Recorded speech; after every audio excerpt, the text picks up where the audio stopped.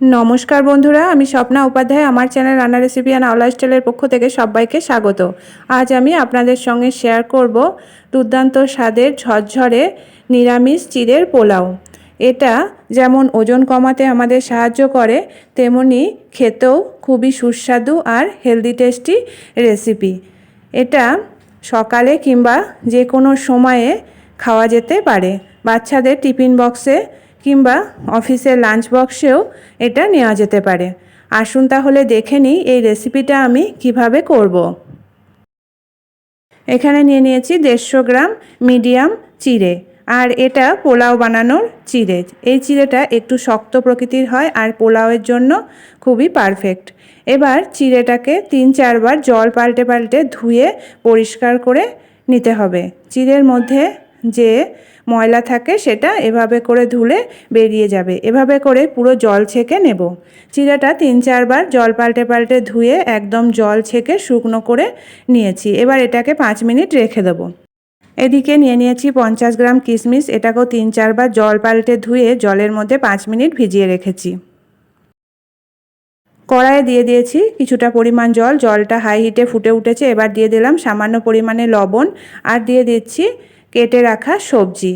Beans কিছুটা দিয়ে দিলাম, গাজর কিছুটা, মটরশুঁটি কিছুটা পরিমাণ। এবার এগুলোকে ভালো করে একটু সিদ্ধ করে নেব।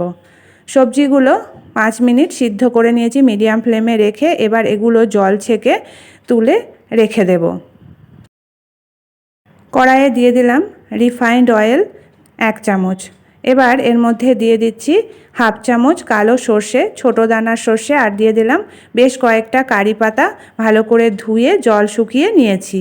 দিয়ে দিলাম এর মধ্যে কাজু বাদাম কিছুটা পরিমাণ, আর দিয়ে দিলাম ভেজানো কিশমিশ। এবার এটাকে নাড়াচাড়া করে 1-2 মিনিট একটু ভেজে নিতে হবে।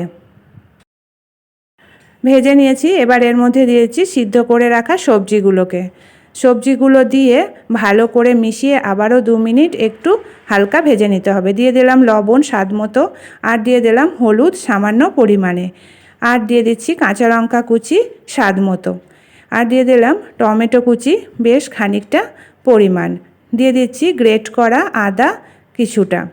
এবার সবগুলোকে ভালো করে মিশিয়ে আবারও 1-2 মিনিট হালকাভাবে ভেজে নিতে হবে, আর মিডিয়াম ফ্লেমে রেখে এটাকে ভাজতে হবে। সবজিগুলো বাদামগুলো ভেজে নেওয়া হয়ে গেছে। এবার এর মধ্যে দিয়ে দিলাম গোলমরিচ গুঁড়ো সামান্য, আর দিয়ে দিলাম সামান্য পরিমাণে চিনি। ভালো করে মিশিয়ে দিলাম। এবার দিয়ে দিচ্ছি ভেজানো জল ঝরানো চিড়েগুলোকে, দিয়ে এটাকে ভালো করে মেশাতে হবে, আর এটাকে লো ফ্লেমে রেখে মেশাতে হবে যাতে করে না পুড়ে যায়। আস্তে আস্তে হালকা হাতে এটাকে মেশাতে হবে। ভালো করে মিশিয়ে নিয়ে এটাকে মিডিয়াম ফ্লেমে রেখে 2 থেকে 3 মিনিট রান্না করে নিতে হবে। ভালো করে মিশিয়ে নিয়ে 3 মিনিট এটাকে একদম লো ফ্লেমে রেখে রান্না করে নিয়েছি। এবার এটাকে নামিয়ে নেব। তৈরি হয়ে গেল দুর্দান্ত স্বাদের রেসিপি চিড়ের পোলাও। এটা দেখতে যেমন কালারফুল হয়েছে, খেতেও কিন্তু হয়েছে দুর্দান্ত। আপনারা চাইলে আমার মতো করে এই রেসিপিটা একবার বাড়িতে বানিয়ে দেখতে পারেন। আশা করি সকলের খুবই ভালো লাগবে। ভালো লাগলে লাইক শেয়ার কমেন্ট করবেন, আর আমার চ্যানেলকে এখনও যারা সাবস্ক্রাইব করেনি প্লিজ সাবস্ক্রাইব করে নেবেন, আর আমার ফেসবুক পেজটি প্লিজ ফলো করে নেবেন। আজকের মতো এটুকুই। আবার দেখা হবে আগামী নতুন পর্বে। ভালো থাকবেন, সুস্থ থাকবেন। ধন্যবাদ।